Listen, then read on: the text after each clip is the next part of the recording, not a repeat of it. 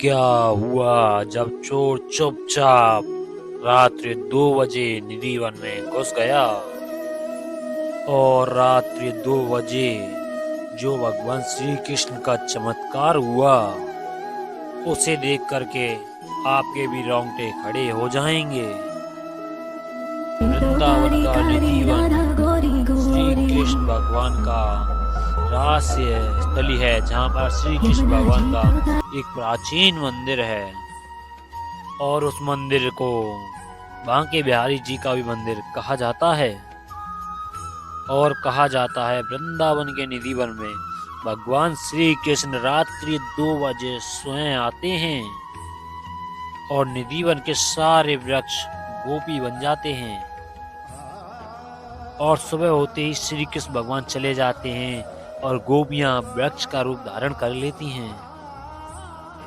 और जब क्या हुआ, रात्रि 2 बजे चोर निधि वन में चोरी से घुस गया और यह घटना है 2005 की।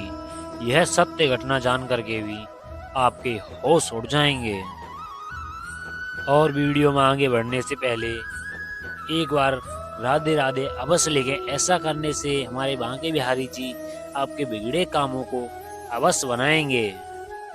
सन 2005 में एक रमेश नाम का चोर मथुरा वृंदावन बांके बिहारी जी के दर्शन करने के लिए आया था और उसका काम चोरी करना था, परंतु वह भगवान श्री कृष्ण का परम भक्त था और वह वृंदावन केवल दर्शन करने के लिए ही आया था। और कहते हैं ना, उनकी मर्जी के बिना पत्ता भी नहीं हिल सकता है। और बांके बिहारी जी के मंदिर पे एक चोर ने रमेश का पर्स चुरा लिया और उस पर्स के अंदर कुछ जरूरी कागजात और सारे बचे हुए पैसे थे। और उस समय रमेश के पास घर लौटने के लिए भी पैसे नहीं थे और रमेश ने कुछ राहगीरों से मदद भी मांगी, परंतु सबने मना कर दिया। और रमेश के पास अब कोई रास्ता नहीं था।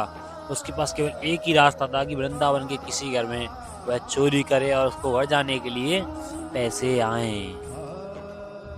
इसके बाद वह चोर रमेश वृंदावन के किसी घर में घुसा और अलमारी में से उसने कुछ पैसे चुरा लिए।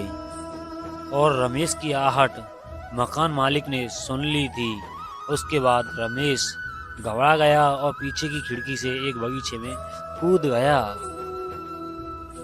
दरअसल वह बगीचा कोई और नहीं था, निधि वन ही था।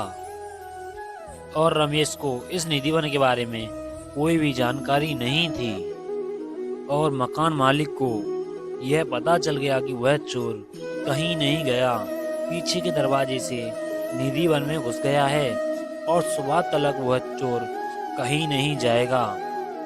और उस मकान मालिक ने कई बार निधि वन में से घुंघरूओं की आवाज भी सुनी थी, इसीलिए वह मकान मालिक अपने पीछे की खिड़कियों को बंद कर करके रखता था। और रमेश को यह भी अंदाजा नहीं था कि अब उसके साथ एक ऐसी घटना घटित होने वाली है जिसको देख करके उसके पैरों तले जमीन खिसक जाएगी। और रात्रि 6 बजे के बाद निधि वन में किसी को भी रुकने की अनुमति नहीं है।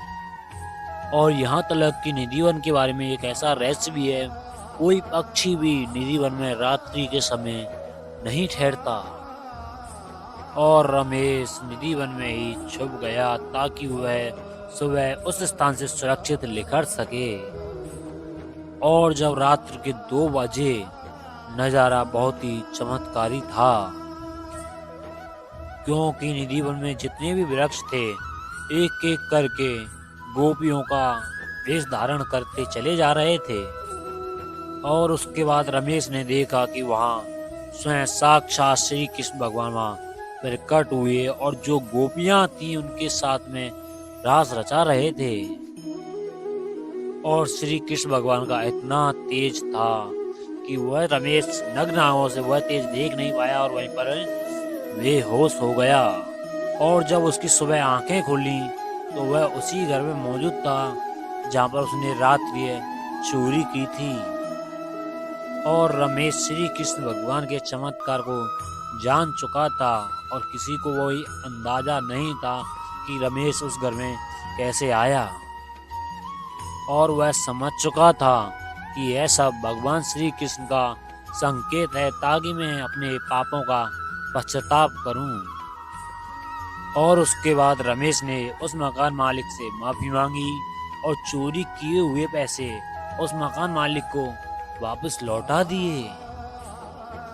और मकान मालिक रमेश की ईमानदारी को देख करके बहुत ही प्रसन्न हुआ और घर जाने लायक उसको कुछ पैसे भी बख्शीश में दे दिए। और रमेश के पास इतने तो पैसे थे कि वह पुनः अपने घर जा सके। और कहते हैं ना, जिसकी नजर वहां के बिहारी से मिल जाए तो वह वहां के बिहारी जी का हो जाता है। इसके बाद रमेश ने सारा जीवन मथुरा और वृंदावन में गुजारने का निश्चय किया और उसने चोरी का धंधा छोड़ दिया और राधे राधे का नाम जपने लगा। और जब निधिवन में सहन आरती होती है तो सभी यात्रियों को बाहर निकाल दिया जाता है और निधिवन को करीबन 7 तालों से बंद किया जाता है, क्योंकि जाने अनजाने में कोई निधिवन के अंदर ना रह जाए। और मंदिर को बंद करने से पहले बांके बिहारी जी के लिए गर्भगृह में नीम की दातुन और पान का पेड़ा, कुछ श्रृंगार का सामान भी रखा जाता है। और दोस्तों, चौंकाने वाली बात तो यह है कि यहाँ रात में कोई भी नहीं आता और जब सुबह 7 तालों को खोला जाता है तो दातिन चबी हुई, लड्डू खाया हुआ और पान चबाया हुआ मिलता है।